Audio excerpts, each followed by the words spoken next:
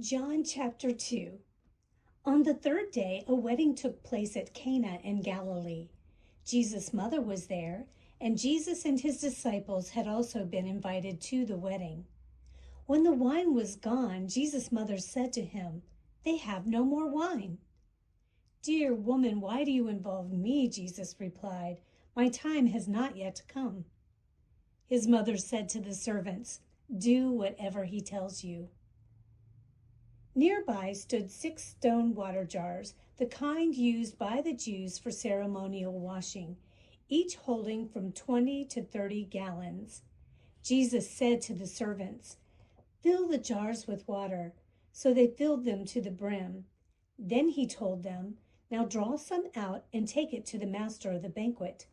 They did so, and the master of the banquet tasted the water that had been turned into wine. He did not realize where it had come from, though the servants who had drawn the water knew. Then he called the bridegroom aside and said, "Everyone brings out the choice wine first, and then the cheaper wine after the guests have had too much to drink. But you have saved the best till now." This, the first of his miraculous signs, Jesus performed at Cana in Galilee. He thus revealed his glory, and his disciples put their faith in him. After this, he went down to Capernaum with his mother and brothers and his disciples. There they stayed for a few days.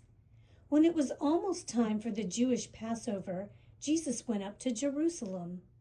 In the temple courts, he found men selling cattle, sheep, and doves, and others sitting at tables exchanging money. So he made a whip out of cords and drove all from the temple area, both sheep and cattle. He scattered the coins of the money changers and overturned their tables. To those who sold doves, he said, "Get these out of here! How dare you turn my Father's house into a market?"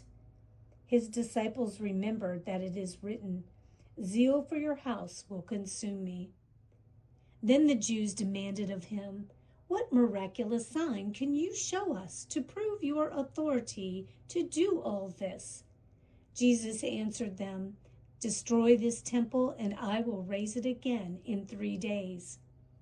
The Jews replied, "It has taken 46 years to build this temple, and you are going to raise it in 3 days?" But the temple he had spoken of was his body. After he was raised from the dead, his disciples recalled what he had said.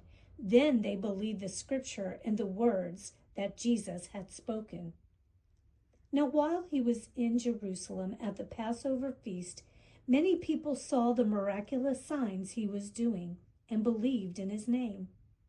But Jesus would not entrust himself to them, for he knew all men. He did not need man's testimony about man, for he knew what was in a man.